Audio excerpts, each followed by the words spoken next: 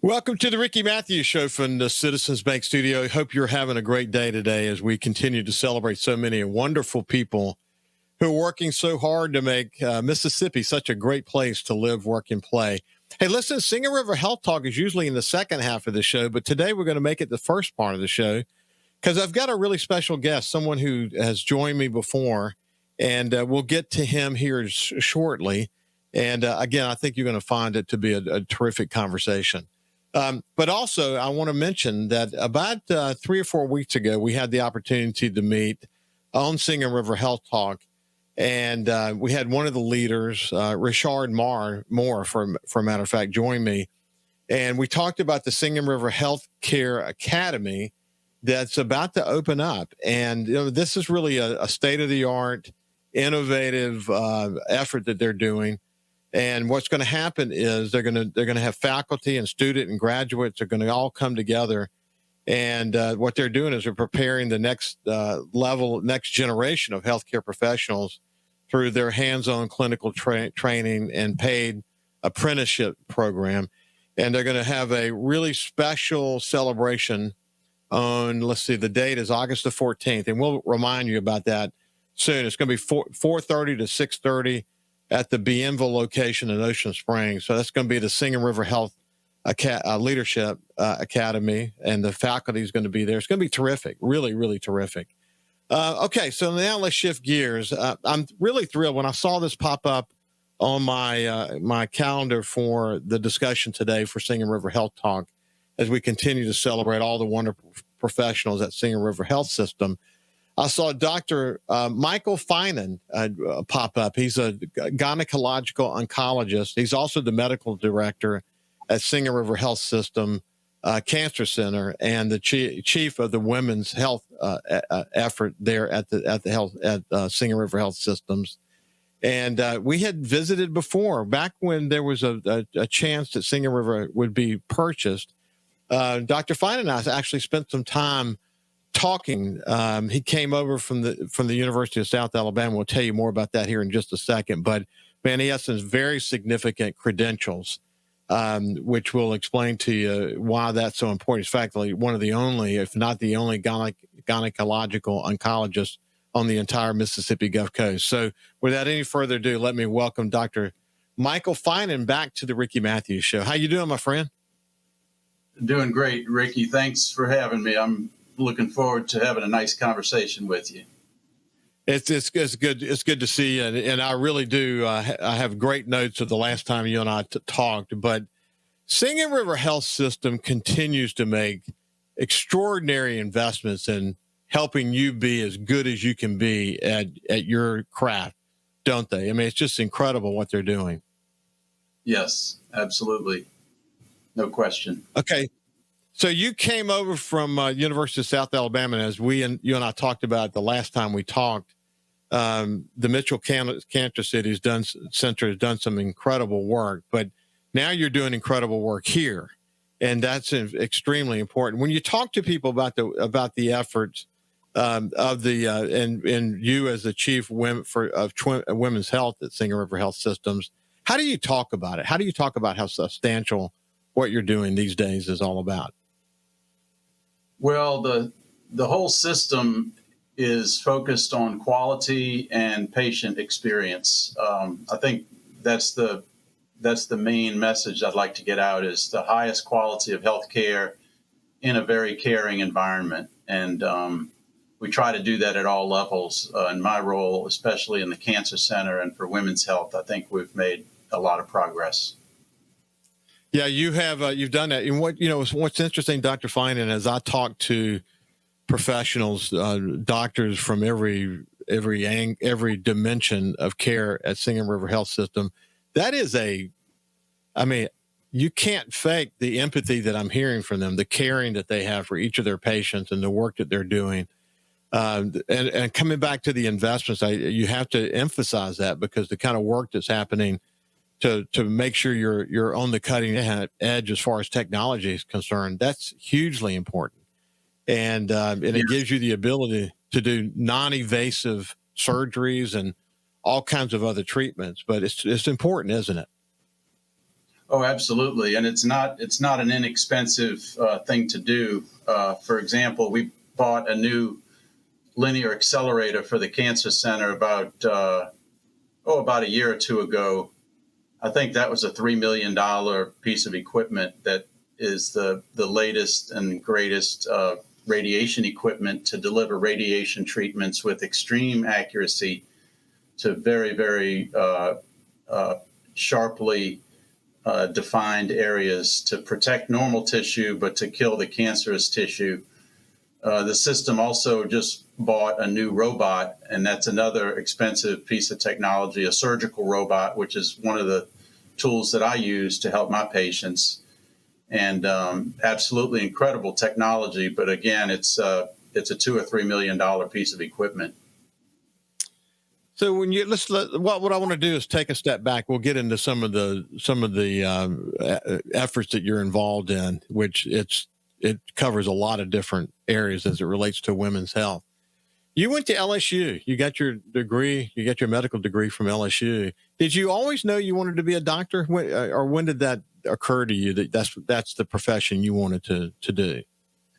No, actually, I always wanted to help people, but I was actually afraid of the sciences, and actually rode my bike to University of New Orleans. That back in the old days, not everybody had a car, so I rode my bike. I'd take the bus when it was raining, and I actually majored in accounting for 3 years.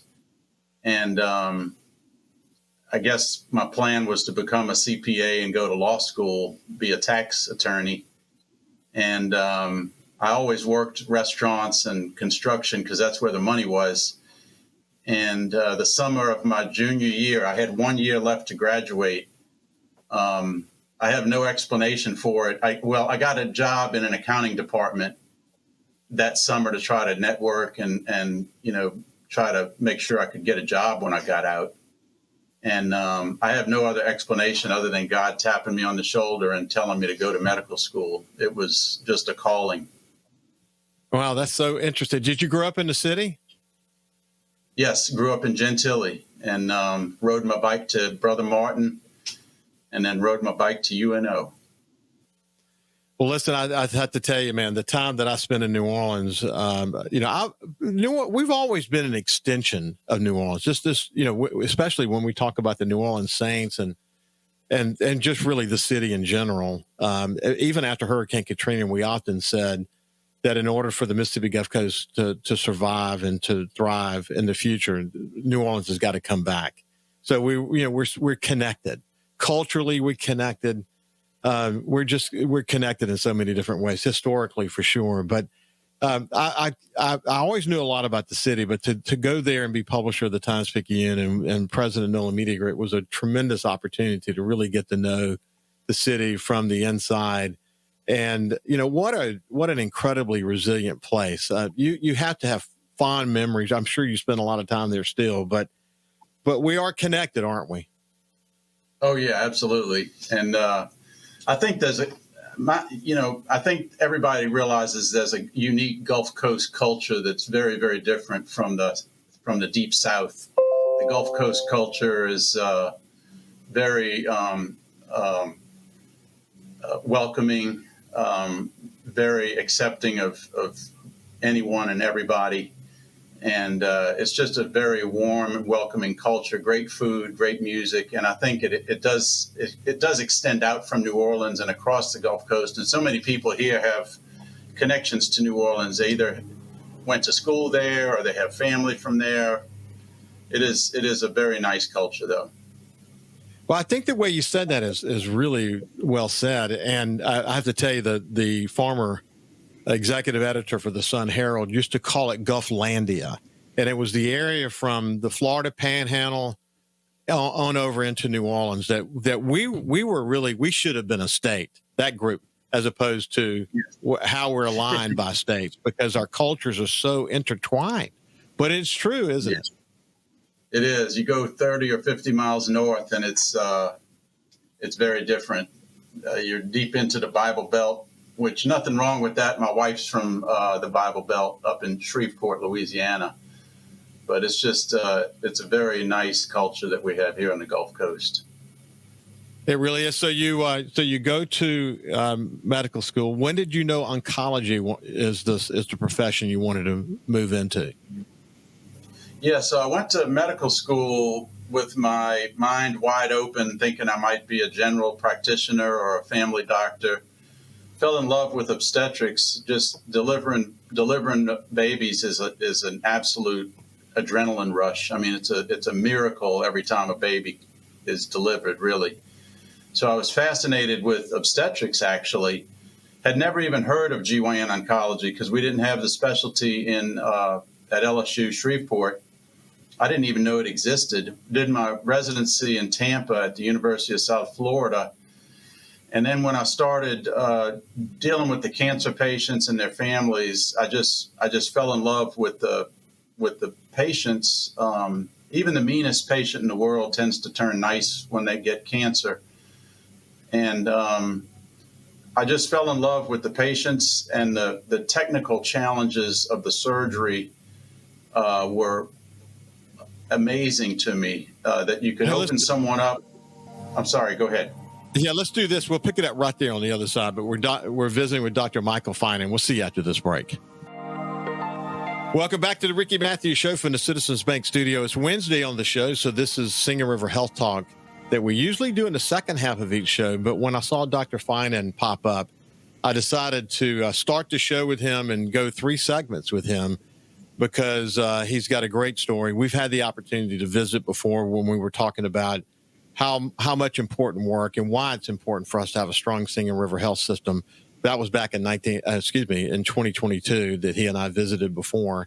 And this is an opportunity actually for me to really get to know him better. I knew he was from the New Orleans region and went to LSU, and he cares deeply about his patients. And we're having a much deeper conversation today than we had back when we visited back in 2022. But when we went to break, you were talking about what drew you initially, obstetrics, the miracle of delivering babies and being part of that process, and then understanding the challenges that women go through with cancer and the challenging situations, surgically and otherwise, that you deal with. And you were drawn to it. And at some point, you decided to dedicate your entire career to that. And that meant there was a lot to learn at that point, didn't it? Oh, absolutely. I mean, it's hard enough learning the entire field of obstetrics and gynecology. That's a 4-year residency after 4 years of medical school.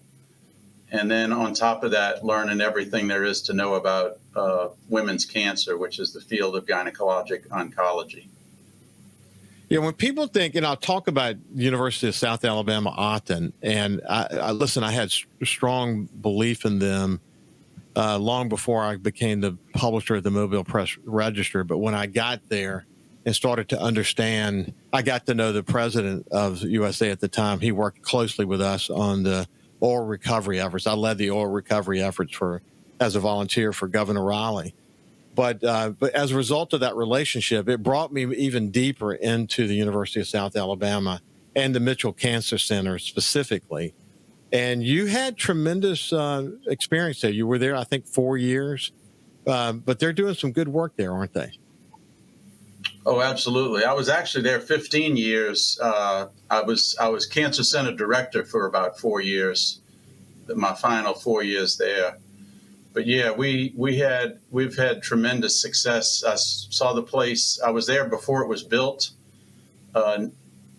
Became very good friends with Abe Mitchell and Arlene Mitchell. I knew Mayor Mitchell shortly before he passed, is when I started there. But a great family that's contributed greatly to the university, and the Mitchell Cancer Institute itself has really provided not only incredible care to patients, but the education and research that they do is incredible as well. Well, you got recognized by U.S. News and World Report among America's top gynecological oncologists. You earned that, didn't you?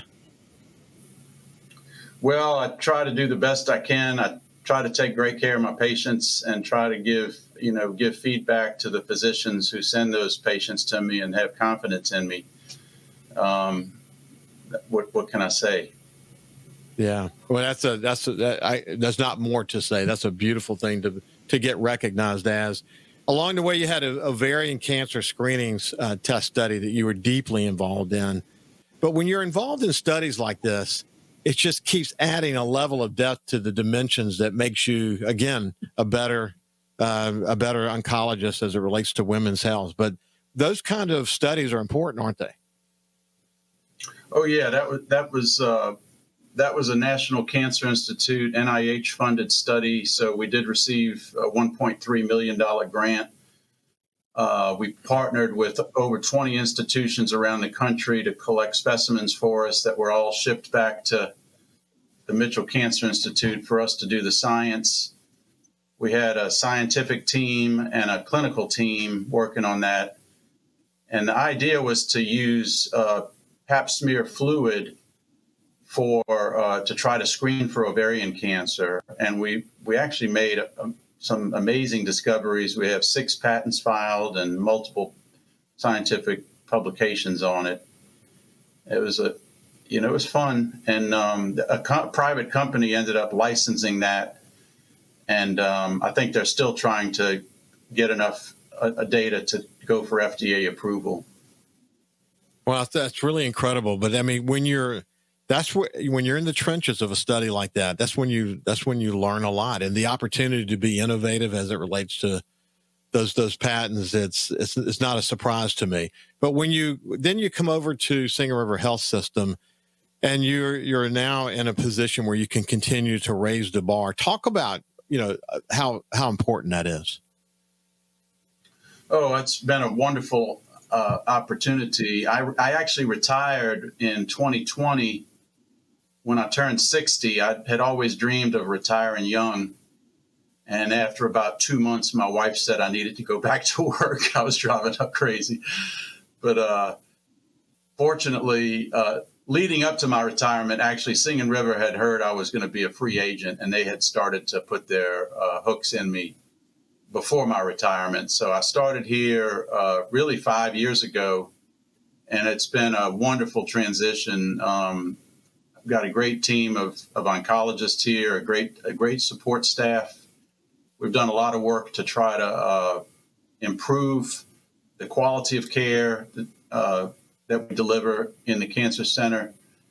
And we've expanded. We started out with 2 infusion centers, one here in Pascagoula, where I practice, one in Ocean Springs, and now we have one in Gulfport. And just our growth is tremendous, and the response from patients and families and physicians who send patients to us has been great as well. Well, again, a testament to you and the team that you've been able to help build there. Let's get specific for a second. A special note about ovarian cancer, which is often called the silent disease, and too often women find out when they're in later stages. Let's talk about that. 22,000 women a year diagnosed. What can you say to women who should pay attention to this? Well, I think they can be proactive, particularly if they have a personal history of breast cancer or a family history of breast cancer or ovarian cancer. There is genetic testing available. We started a genetic screening program here about a year after I started. About 10% of women with ovarian cancer have a genetic mutation as the cause, and that's the only known cause of ovarian cancer. Unfortunately, there is no way to detect it early, but if you have that genetic mutation, then you can have your ovaries removed after you have all your children, generally around the age of 40, or depending on your personal and family history, that may vary. But if you have that history, you definitely want to bring it up to your doctor and get that genetic test, or call us and we can do the genetic testing. It's a simple blood test.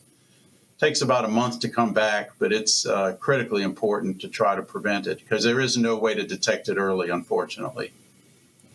Yeah, and with that test, it is detectable. At least it gives you some good screening to look for it. And how often do you see yourself in situations with women if they had been just a little more proactive things would be a lot different than they turned out. And what's the message in that? Oh, all the time. I tell you, the worst thing that we see is women who haven't had a pap smear since their last child, and they come in at the age of 45 or 50 with advanced cervical cancer. The majority of cervical cancer that we see is locally advanced. It's still treatable with radiation and chemo, but most women think if they get cervical cancer, they can just have a hysterectomy. But you really can't treat it with a hysterectomy unless it's stage 1. And it's very easy to detect it at stage 1 if women get their pap smear. And then the other thing they can do to be proactive is make sure that they've had the HPV vaccine, and make sure your kids get it and grandkids get it. The HPV vaccine actually protects against 6 different cancers. It protects both men and women, so males and females should both get it. My twins, I have boy-girl twins that we adopted from Russia, which is a whole nother story. They're 28, but I had them vaccinated when they were 13. And it's just critically important to try to make sure that we get the word out about those things. Yeah, is there points in the treatment when you deal with these advanced situations when you know if we had been more proactive earlier in the game? Do you get frustrated or do you get numb by it? I mean, how do you deal with it? No, I really don't get frustrated. I look at every individual as, every individual patient has their reasons for why they do or don't do things. I just try to treat what the good Lord gives me to treat. If a patient comes in with advanced disease, I try to do my best. If they come in with disease that's caught early, then I try to do my best. I don't judge people. I just try to deliver the best care that I can, because everybody's got different reasons. Some women have family obligations. They're taking care of a sick husband or an elderly parent that needs help, and they put their own care off. It's not. I don't find it frustrating. Yeah. You want to try to give them as much hope for life as you possibly can. This is Dr. Michael Finan. When we come back, we'll continue our conversation. Welcome back to the Ricky Matthews Show. We're visiting. This is an extended version of the Singing River Health Talk today, because when I saw Dr. Finan's name pop up, I had talked to him back in 2022 about why Singing River Health System is so important to coastal Mississippi. And I checked my notes and I said, you know what, we need to give a little bit more time for Dr. Finan because of his work and his expertise and, really his message, to be honest with you, for women about why it's important to be proactive. Because by the time, someone gets to him, they've got cancer and he's seen, you cover the spectrum. He's seen it. We talked a little bit about diagnostics and all of that, and I want to get to the incredible realm of treatment options that you have available to you. But let's do this real quick. Talk about your team. How important is the team that you've assembled within the Cancer Center at Singing River Health System? Oh, it's critically important. I often say that cancer is a team sport, and actually so is surgery. The surgical team is also critically important. And, it's not just treatment, but it's screening, prevention. A lot of people think of cancer as a terrible disease, and it is a terrible disease. But the truth is, I've seen a lot of good come out of it as well. And the team that supports us, not only in the Cancer Center, but throughout the whole health system, is important, critically important to getting things done. I'll give you an example. When I came here, we had a nurse navigator, and we had sort of pockets of support. But what we did, working with the team, we brought all that support together under what's called a navigation team. And the navigation team includes a nurse navigator, a dietitian, a financial counselor, a social worker, and then physical therapy. And every new cancer patient who needs to see that team goes through what's called a navigation day, where they meet with all 5 of these excellent support staff, because not every patient needs all that, but you take someone with head and neck cancer, they need a ton of support. They're going to need a feeding tube. They're going to need all sorts of help to get them through the treatments. And the navigation team is just one example of one of the teams we've sort of assembled to help support our program. It is. It's so important. We've learned a lot over the years about how to get the best possible outcome, how to help people find hope, even in their personal crisis. There is a huge role that hope plays, isn't there? Oh, yes. And I tell you, I mentioned before that even the meanest person in the world most of the time turns nice when they get cancer. But cancer has a life-changing effect on people, and many times in a good way. I've seen it bring families together. I've seen it patch up relationships. I've seen it have some positive effects. People come out of the treatment many times with a different perspective on life. They cherish and value each day. It's definitely a life-changing event for most patients. Now, listen, Dr. Finan, I often talk about, and again, I'm writing about it, but the power of the human spirit. When everything, when all the physical possessions and all the noise and storms of life are kind of wiped away, and you're left to the power of the human spirit, some amazing things can happen, can't they? Oh, yes. Yeah, absolutely. And I've seen that as well. I like to make sure and give the caveat, though, that if the cancer progresses and the treatments fail and you're going to fall into that category, you can't the patient should not think of it as they failed, that they didn't hope hard enough, or they didn't pray hard enough, or they didn't have enough of a positive attitude. But yes, with that caveat, there's definitely a tremendous benefit to being hopeful, being positive, being prayerful. No question in my mind. I've seen miracles happen. I tell you, I've seen miracles.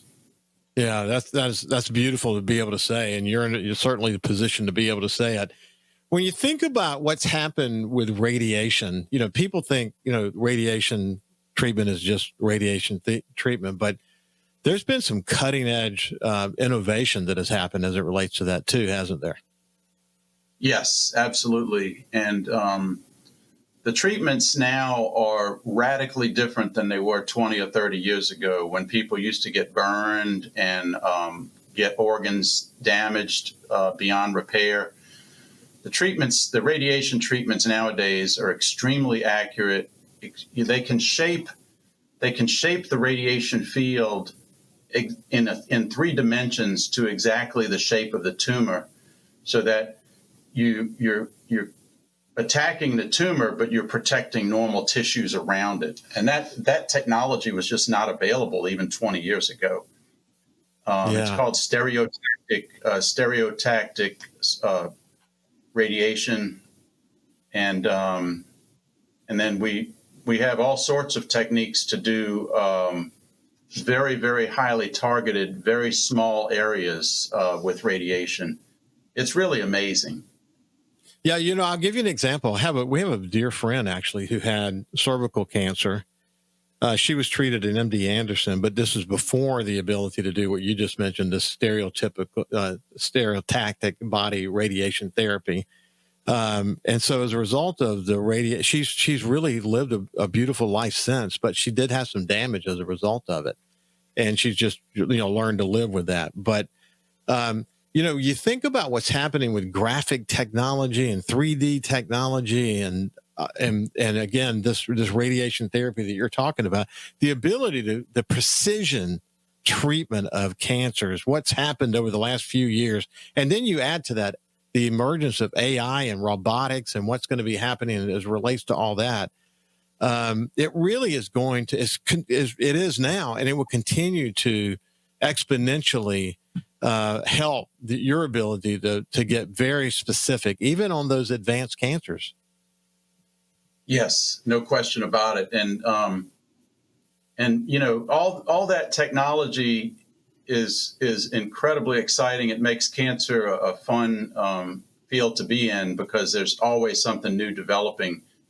But again, back to your earlier point about the importance of the team, the radiation is a perfect example of cancer being a team sport, because it's not just the radiation oncologist, it's the nurse, medical physics. Most people don't realize behind the scenes, we have medical physicists who have to design the treatment. We have dosimetrists who also support the design and delivery process.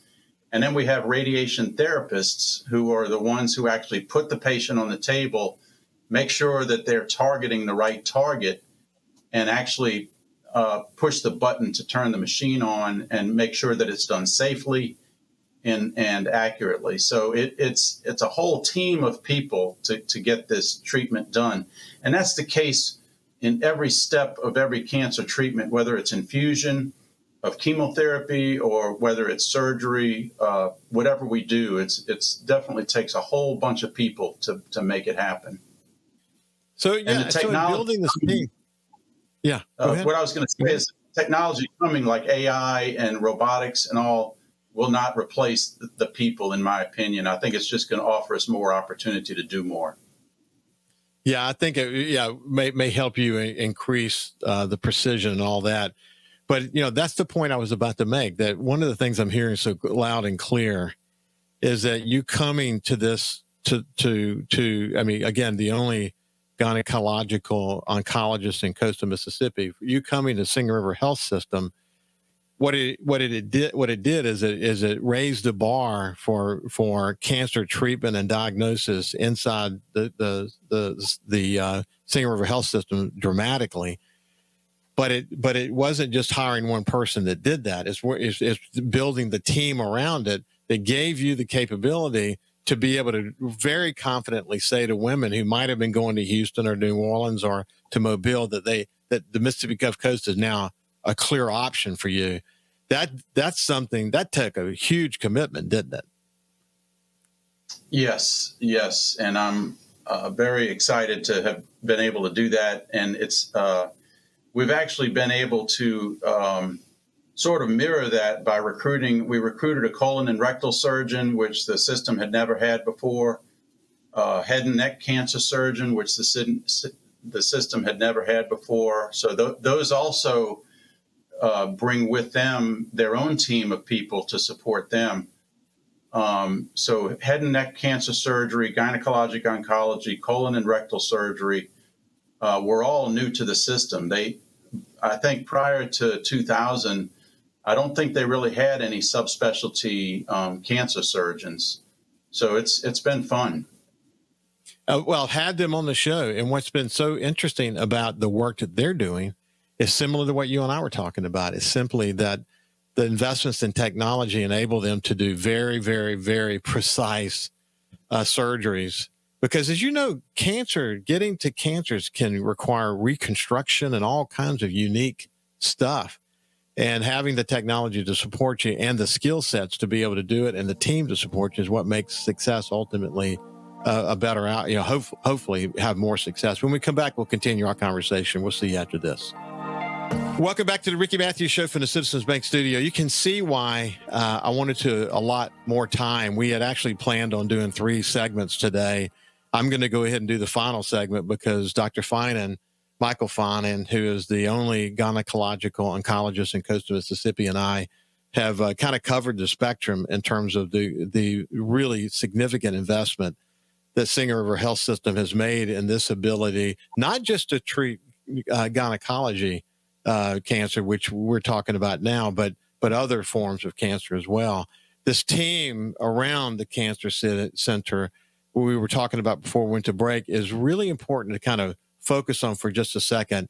That's been really important to coastal Mississippi, hasn't it? Yes, no question about it. And it's not easy to assemble great people, but somehow we've been able to attract them. One thing we have in our favor is we have Keesler Air Force Base, which is kind of a feeder for us for talent.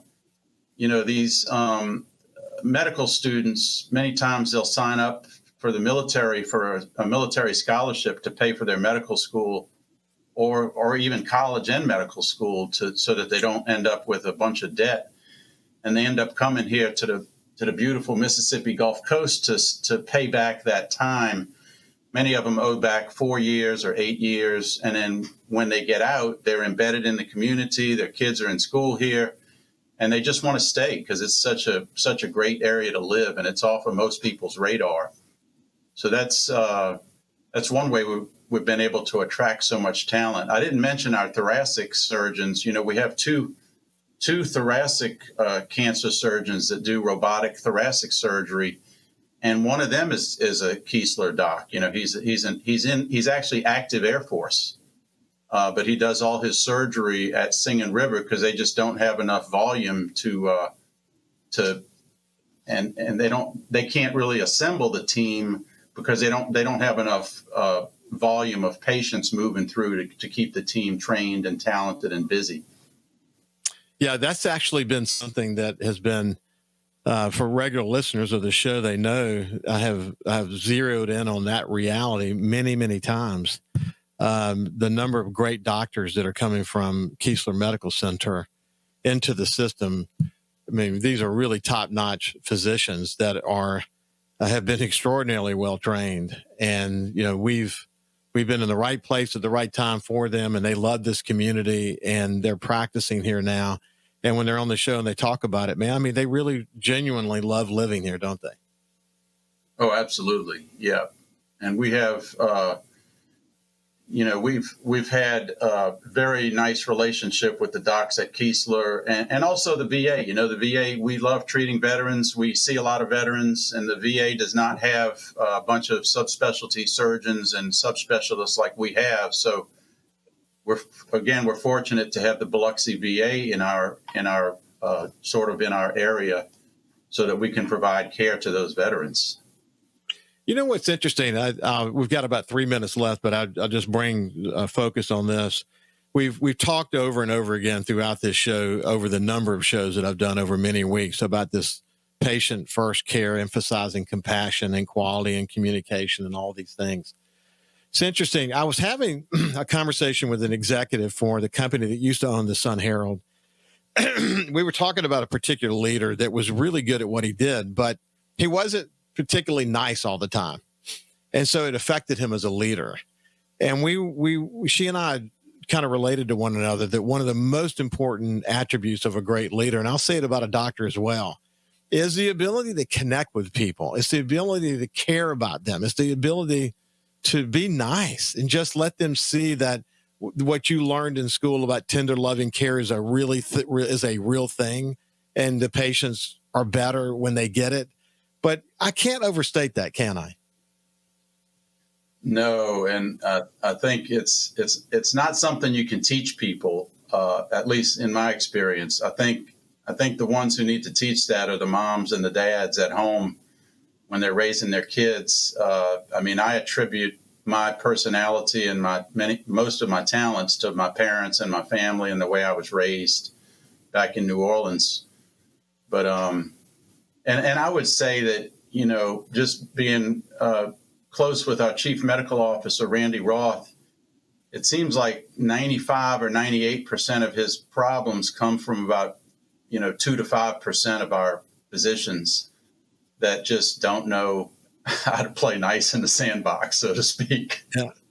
No, I'm with you, but it's true in a non-physician world as well. I mean, it's part of dealing with people. And Dr. Roth does a terrific job. I've had him on the show more than once, but he does a terrific job of talking about this attribute. What I would call it within the Singing River Health System is a compelling, enduring value inside that organization that's driving it. And that's that when you say patient focused, you really mean it, don't you? Oh yeah. And compassion is a key part of that. you can't fake compassion. You can't fake a lot of these attributes that we need to provide the highest quality care. Yeah. Well, listen, Dr. Michael Finan, I wish we had more time, but I knew that from our last conversation that we had to give you a little bit more time today for good reason. And I appreciate you spending that time with us. Oh, thank you. I've enjoyed it. And I'm just thrilled as can be to be at Singing River. I'm so glad that Randy Roth and at the time Lee Bond pulled me out of retirement. It's been wonderful, and I hope to continue my good work here. God bless you, my friend. Listen, have a great day, and we'll see you tomorrow. Thank you.